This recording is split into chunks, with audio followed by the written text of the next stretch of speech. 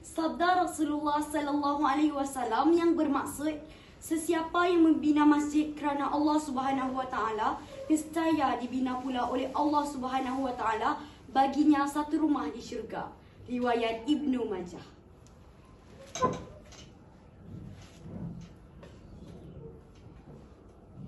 Assalamualaikum warahmatullahi wabarakatuh dan salam Malaysia Madani. Pohon pepaya tiada berduri, tumbuh bersama bunga melati. Izinkan saya perkenalkan diri, moga-moga menyentuh hati. Nama diberi Nur Fatihah binti Azizan dan saya berusia 12 tahun. Saya merupakan murid didikan Sekolah Kebangsaan Jubli Intan yang terletak di Keluang Johor. Kod sekolah saya ialah JBB 2053. Hobi waktu lapang saya ialah membaca buku cerita dan menonton televisyen. Manakala cita-cita saya pula ialah ingin menjadi seorang doktor. Dalam video ini, saya berasa amat teruja untuk berkongsi tentang sebuah buku ilmiah yang pernah saya baca yang berjudul Masjid-Masjid Malaysia. Di dalam buku ini terdapat banyak isi menarik yang akan saya kongsikan. Buku ini telah ditulis oleh seorang pengarang yang bernama Abdul Latif Jufri dan telah diterbitkan oleh Majlis Agama Islam Negeri Johor. Buku ini berkulit keras dan mengandungi 344 muka surat. Ayo bersama saya kita mengamati dan mendalami isi kandungan buku ini dengan lebih dekat lagi. Buku ini sangat menarik kerana di dalam buku ini terdapat pelbagai maklumat dan info menarik berkaitan dengan masjid-masjid yang terdapat di dalam Malaysia. Kalau sebelum ini, saya hanya mengetahui masjid yang terdapat di tempat saya sahaja.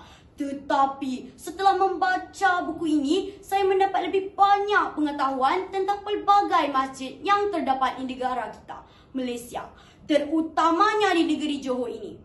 Antara masjid-masjid yang terdapat di Malaysia adalah seperti Masjid Negara, Masjid Beijing, Masjid Tengkera, Masjid Kampung Kling dan banyak lagi. Sungguh menarik, bukan? Bukan itu sahaja. Di dalam buku ini juga terdapat gambar-gambar masjid yang begitu indah dan sangat unik reka bentuknya, sehinggakan saya berasa amat tertarik untuk membaca buku ini sehingga ke penghujungnya. Malah, reka bentuk masjid yang ditunjukkan dalam buku ini membuatkan sesiapa saja yang membacanya akan berasa sangat teruja seolah-olah berada di tempat tersebut. Selain itu, apa yang menarik tentang buku ini ialah ianya ada menceritakan tentang sejarah pembinaan masjid di dunia, iaitu bermula sejak zaman Rasulullah sallallahu alaihi wasallam sehinggalah ke hari ini. Saya sangat terpegun melihat keunikan reka bentuk setiap masjid yang ditunjukkan dalam buku ini, di mana setiap masjid yang dibina mempunyai keunikan tersendiri. Sebagai contoh, Masjid Kampung Kling yang terletak di negeri Melaka. Masjid ini sangat unik reka bentuknya kerana ianya memiliki unsur seni bina Melayu, Hindu dan Cina. Unik, bukan? Selain itu, buku ini bukan sahaja menceritakan tentang masjid di Malaysia, tetapi juga ada diselitkan tentang masjid-masjid yang terdapat di luar negara. Sebagai contoh, Masjid Jamek Patani yang terletak di selatan Thailand, Masjid Agung Jawa Tengah yang terletak di Indonesia, Masjid Sultan di Singapura dan banyak lagi. Tahukah anda masjid yang tertua di Malaysia? Mari saya kongsikan. Antara masjid tertua di Malaysia adalah Masjid Kampung Kling yang terletak di negeri Melaka. Masjid ini dibina sekitar tahun 1700. Nilai murni yang diperoleh setelah membaca buku ini ialah, yang pertama, kita perlulah menghargai nilai kesenian yang terdapat dalam setiap reka bentuk pembinaan masjid-masjid tersebut. Nilai murni kedua ialah persaudaraan di mana masjid menjadi tempat untuk mengeratkan ukhuwah Islamiah. Contohnya, aktiviti seperti berjemaah, berbincang dan mengadakan program sosial adalah cara terbaik untuk mengukuhkan hubungan sesama umat. Dan nilai murni yang ketiga ialah sifat kerjasama yang erat dan sikap bersatu padu masyarakat pada ketika itu dapat dibuktikan dengan pembinaan masjid yang besar dan tersekam indah. Kelebihan buku ini ialah buku ini mengandungi maklumat yang sangat padat mengenai masjid-masjid bukan sahaja di Malaysia, malah di serata dunia.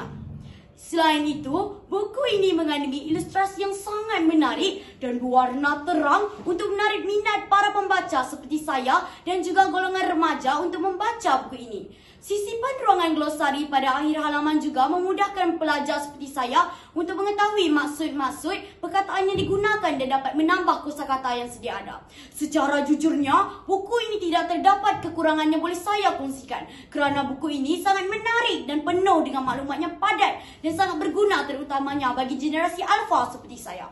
Akhir kata, ingin saya katakan, buku ini sangat menarik dan bagus dari segi bahasa yang mudah difahami serta bersesuaian dengan tahap pembaca. Sekian, terima kasih.